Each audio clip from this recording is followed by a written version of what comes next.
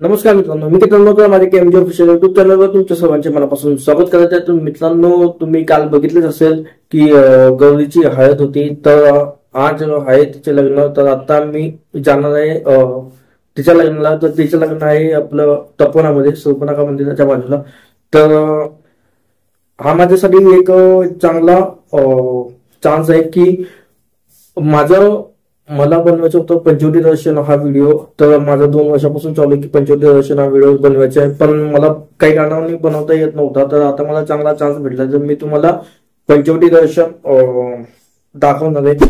तर तुम्ही व्हिडिओ कुठेही स्किप करू नका, व्हिडिओ पूर्ण बघा आणि व्हिडिओला लाईक, कमेंट आणि शेअर करा आणि आपल्या चॅनलला सबस्क्राईब करा. खाली बेल आयकॉन दिलंय, ते बेल आयकॉन दाबा, म्हणजे माझे व्हिडिओचे तुम्हाला नोटिफिकेशन येत राहतील.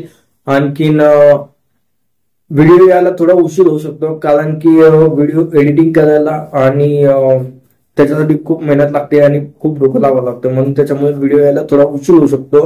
तर आता आपण जात आहोत सुर्पणखा मंदिराकडे. तर सगळ्यात आधी मी तुम्हाला सांगू इच्छितो की आपण आता प्रॉपर आहोत नाशिक पंचवटी या गावामध्ये.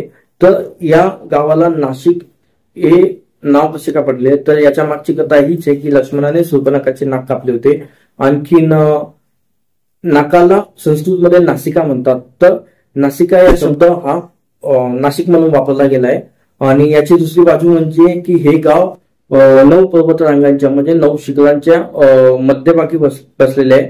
तर त्याच्यामुळे पण हे गाव आधी नवशिक म्हणून ओळखले जायचे आणि आता नवशिक या शब्दाचा फोड करून या गावाला नाशिक असे नाव पडले आहे. तर आता आपण जातो सुर्पणखा मंदिराकडे. तर या ठिकाणाची दुसरी गोष्ट म्हणजे सीतामातांनी एकूण 2 अग्निपरीक्षा दिली होती. ही गोष्ट खूप कमी प्रमाणात लोकांना माहिती आहे. आणखीन पहिली अग्निपरीक्षा ही याच ठिकाणी झाली होती सुर्पणखा मंदिराकडे, आणि दुसरी अग्निपरीक्षा ती झाली होती ती लंकेकडे. आणि पहिल्या अग्निपरीक्षेमध्ये प्रभू श्रीरामांनी ब्रह्मा, विष्णू, महेश यांच्या साक्षीने सीतामातेला अग्निदेवतेकडे सोपवली होती. आणि मूळ स्वरूपातली जी सीतामाता होती ती अग्निदेवतेकडे होती. आणखी त्याच्यानंतर या ठिकाणी प्रभू श्रीरामांसोबत जी होती ती सीतामातांची एक छबी म्हणजे सावली आपण बोलू शकतो, ती त्याच्यानंतर प्रभू श्रीरामांसोबत होती. आणि रावण लंकेकडे सीतामातेला घेऊन गेला, ती सीतामातांची एक छबी होती, ती खरोखरची सीतामाता होती. आणखीन नंतर जेव्हा प्रभू श्रीरामांनी लंकेतून सीतामातेला सोडवले, तेव्हा मूळ स्वरूपात सीतेला आणण्यासाठी प्रभू श्रीरामांनी सीतामातेला दुसरी अग्निपरीक्षा द्यायला लावली होती. तर आता आपण जातो सुर्पणखा मंदिराकडे. या व्हिडिओमध्ये मी तुम्हाला दाखवणार आहे की कुठे लक्ष्मणाने सुर्पणखाचे नाक कापले होते आणि सीतामातेने कुठे अग्निपरीक्षा दिली होती. तर या व्हिडिओमध्ये तुम्हाला नक्कीच बघायला मिळणार आहे आणि आशा करतो की तुम्हाला हा व्हिडिओ नक्कीच आवडेल. आणखीन ही इन्फॉर्मेशन पण तुम्हाला नक्कीच आवडेल. आणखीन व्हिडिओ कुठे स्किप करू नका, व्हिडिओला लाईक करा, चॅनलला सबस्क्राईब करा आणि व्हिडिओ शेअर करायला विसरू नका. तर चला आता आपण जातो सुर्पणखा मंदिराकडे.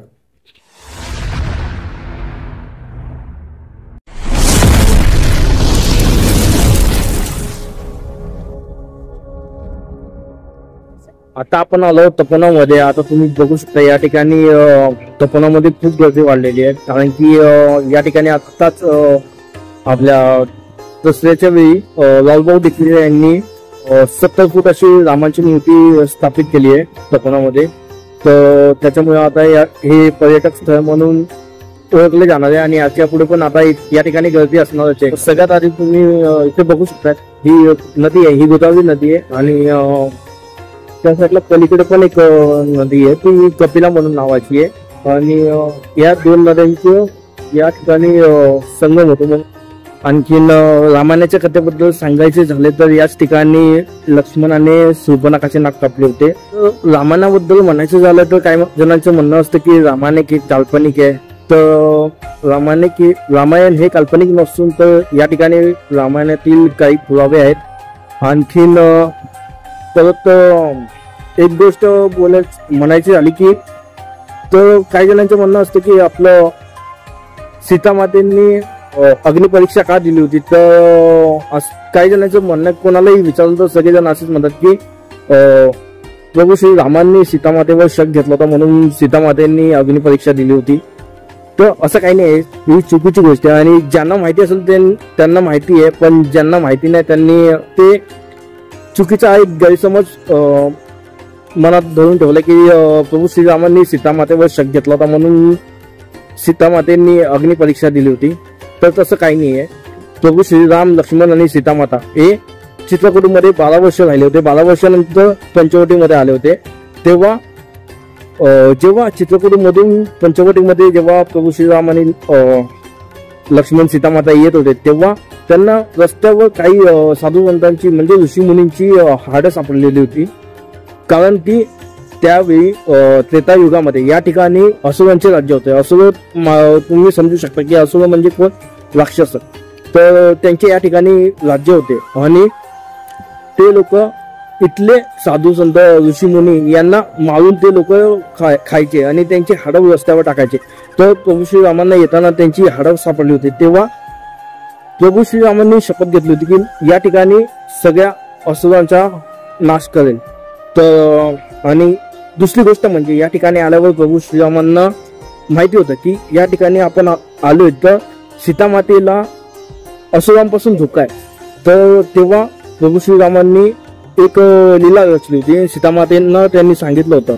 तर सीतामाता आणि प्रभू श्रीराम जेव्हा लक्ष्मण काही कामानिमित्त बाहेर गेले होते तेव्हा प्रभू श्रीराम आणि सीतामातेंनी या ठिकाणी एक लीला रचली होती. प्रभू श्रीरामांनी सीतामातेला अग्निदेवतेला सोपवलं होतं. आणखीन तर त्याच्यानंतर जी सीतामाता होती ती फक्त त्यांची छाया होती प्रभू श्रीरामांसोबत आणि याच ठिकाणी प्रभू श्रीरामांनी सीतामातेला अग्निदेवतेला सोपवलं होतं. तर त्याचा या ठिकाणी पुरावा आहे, मी तुम्हाला इथं दाखवणार आहे.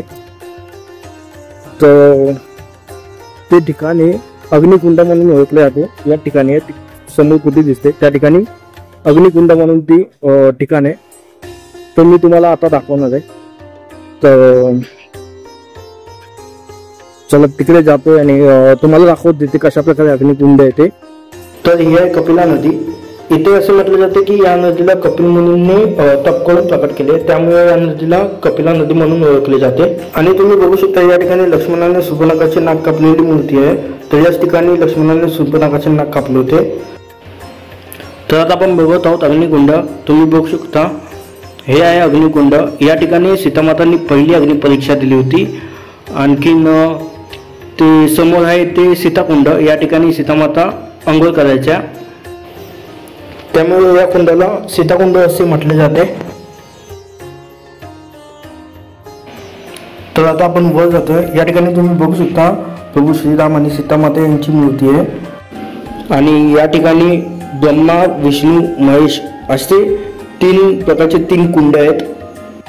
तर प्रभू श्रीरामांनी ब्रह्मा, विष्णू आणि महेश या 3 देवतांना साक्षी ठेवून सीतामातेला अग्निदेवतेकडे सोपवली होती. तर तुम्ही बघू शकता ही आहे कपिला नदी आणि त्या ठिकाणी कपिला नदी आणि गोदावरी नदी या 2 नद्यांचे संगम होते. आणखीन आपण बघितलंय या ठिकाणी हे आहे सीताकुंड आणि या ठिकाणी सीतामातांनी अग्निपरीक्षा दिली होती.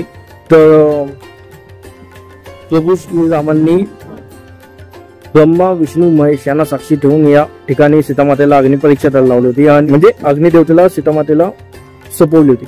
परत त्याच्यानंतर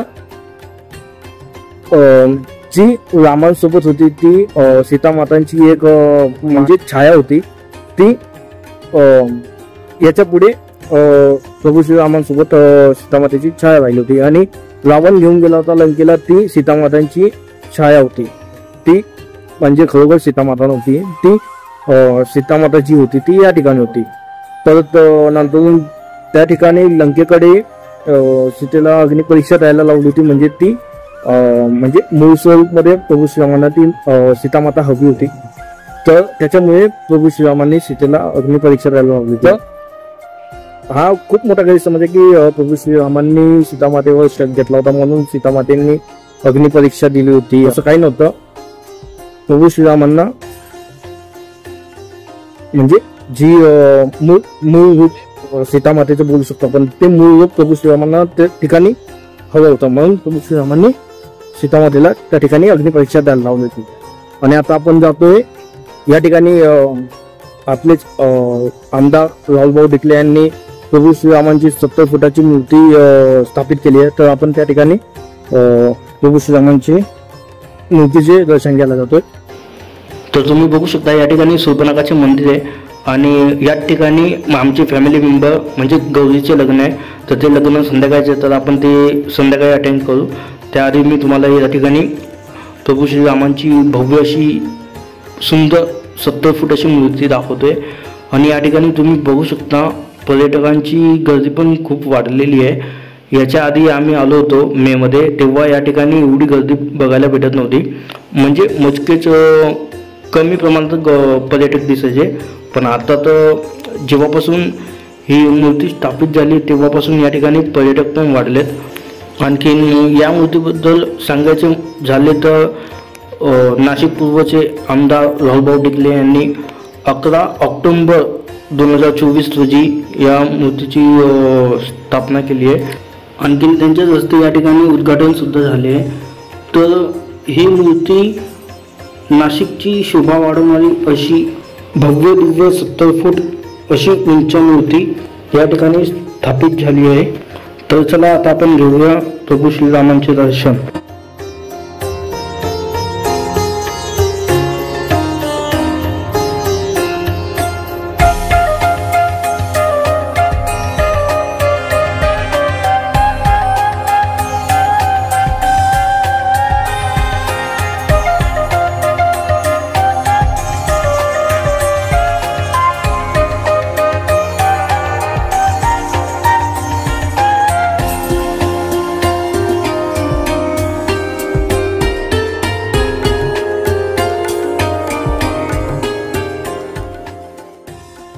तुम्ही बघू शकता या ठिकाणी लीला श्री लक्ष्मणजी मंदिर आणि लीला शूर्पणखा की नाककटी ही जगह, पण ती ही जगह नाही आहे. मी तुम्हाला दाखवली ती जगह त्या ठिकाणी आहे. त्या ठिकाणी पावसाळ्यामध्ये नदीला पूर येतो म्हणून ती जागा या वरच्या ठिकाणी शिफ्ट केली, म्हणजे या वरच्या ठिकाणी शूर्पणखाचे मंदिर बांधले. तर आता मी तुम्हाला या ठिकाणी दाखवते शूर्पणखा मंदिर कशा प्रकारे येते. तुम्ही इथे बघू शकता, इथे दुकान आहेत आणि तर इथे गणपती बाप्पा, आणखीन हे सगळे दुकान आहेत. तुम्ही पुढे बघू शकता या ठिकाणी प्रभू श्रीराम, लक्ष्मण आणि सीता मातेची सुंदर अशी कलाकृती कोरीव काम केले आहे. तर याच्यामध्ये खूप असे बोलके चित्र आहेत. तर तुम्ही बघू शकता या ठिकाणी हा हरिण आहे तो मारीच होता, रावणाचा मामा. आणखीन सीता मातेला हा हरिण आवडला होता कारण की हा हरिण होता सोन्याचा. तर मारीचने सोन्याच्या हरिणचे रूप धारण केले होते आणि सीतामातेला मोहित केले होते. तर सीतामातेने प्रभू श्रीरामांना विनंती केली होती की मला हा हरिण हवा आहे, त्याला पकडून आणाल. तर प्रभू श्रीराम हरिण पकडायला गेले होते. त्याच्यामुळे तेव्हाच रावणाने सीतामातेचे हरण केले होते, म्हणजे सीतामातेला उचलून नेले होते. आणखीन या ठिकाणी तुम्ही बघू शकता हे आहे खळ आणि दूषण, म्हणजेच जेव्हा लक्ष्मणाने शूर्पणखाचे नाक कापले होते तेव्हा शूर्पणखाने आपल्या भावांना म्हणजे खळ आणि दूषणना प्रभू श्रीराम आणि लक्ष्मणांची तक्रार केली होती. तेव्हा हे दोघी भाऊ 14,000 राक्षस घेऊन प्रभू श्रीराम यांच्या सोबत युद्ध करायला आले होते. तेव्हा प्रभू श्रीरामांनी मोहिनी अस्त्र चालवून खळ आणि दूषण यांचा 14,000 राक्षसांसोबत नाश केला होता.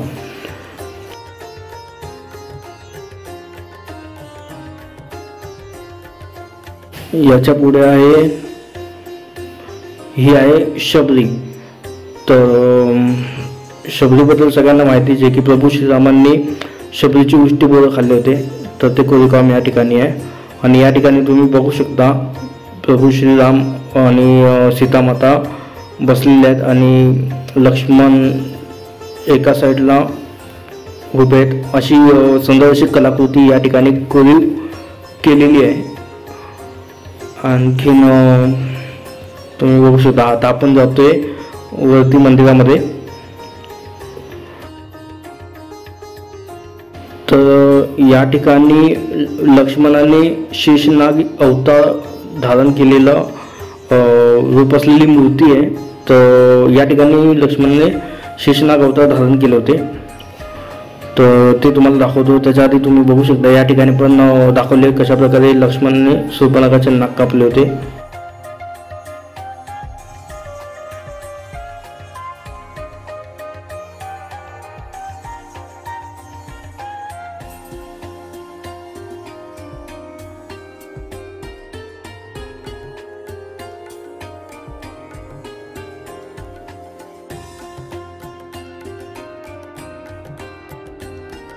तर हा आहे लक्ष्मणाचा शेषनागी अवतार. तुम्ही बघू शकता या ठिकाणी मूर्ती आहे. तर आता आपण जातोय सीता गुंफाकडे. तर भेटूया आपण पुढच्या ब्लॉगमध्ये.